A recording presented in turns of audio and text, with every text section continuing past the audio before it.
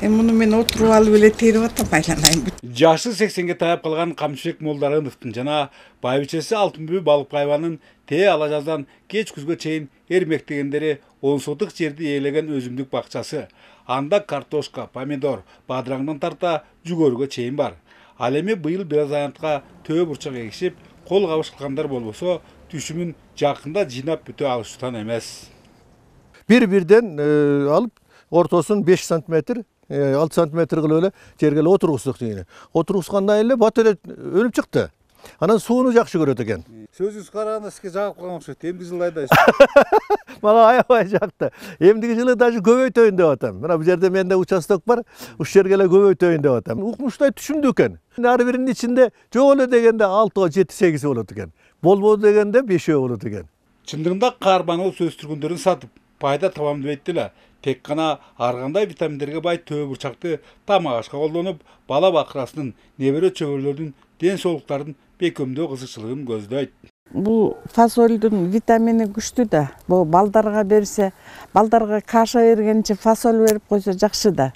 Анан биртке фасол алып келип айдап көрсөк эле аябай чыгып түшүмү жакшы болду. Анан берип атам бала бакырага. Мунун железасы көп экен да. Витаминдүү болот экен. Берки күрүштү жегенче бул томолок болуп жакшы жейт экен балдар. Ошондой эле сөз болуп жаткан үй-бүлө тажрыйба иретинде жылуулукту өзгөчө сүйгөн жашча жемиштерди да айдоону болжошууда. Айтымдарында жер эч качан эр эмгегин жебейт. Эске салсак, Теңир Тоо жергесинде таласка мүнөздүү фасол же төө бурчак мындан 7-8 жыл мурун тажрыйба иретинде айдалган. Бирок андан түшүм алынбай, эмгектин баары тек кеткен. Ал эми жанатан өзүңүздөр болгондой, Нарыншанда Камчыбек Молдаровдун үйлөсү фасол нарынын шартына дагы өсөрүн тастап отурат. Мынакей азыр менин колдо турган фасол жаңы эле терилип жыйналып алынды. Өзүңүздөр көрүп тургандай дандуулугу жагынан таластыктан эч кем калышпайт. Ал эми Кочкор районунда ысымы жакшы таанымал Болот Асанбековдун короосу канаттуулардын ар кандай түрлөрүнө толгон.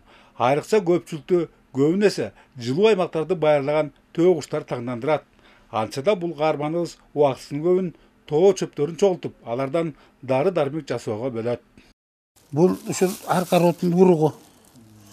Бул буюрса уругу бышты, мына чогултуп алдык, кургатып алдык.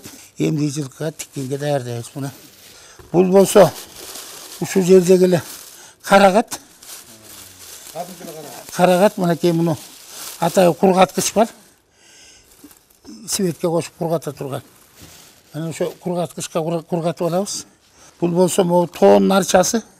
Түт өткөнгө жакшы. Анча мынча мындай састымоого жакшы. Бул болсо көкөмөрен деген чөп. Мына азыр жаңы бышып атат. Бул эки чөп болсо ушулардын аралашмасы.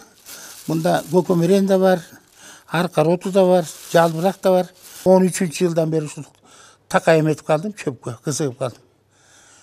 Мындан башка ышкын өстүрөм үйдөн. Аркаротун өстүрөм, согон өстүрөм. Уштапта Болот Асанбеков айылдаштарын тоо карагаты менен камсыздоодо. Айтымында анын дарлык касиети абдан күчтүү жана кант диабетинен арылууда миңдин бири. Ал деле жогорудагы Камчыбек Аксакал сыяктуу киреше түшүрүүнү көздөбөйт. Тек гана ийсиз деги эле тынч албай, ар кандай жашча жемиштерди, ден соолукка жагымдуу чөптөрдү өстүрүүнү хоббисине айландырган. Кышкысын чычыркалактын ашын чогултуп, кайнамасын коңшулаш Казакстанга экспорттойт.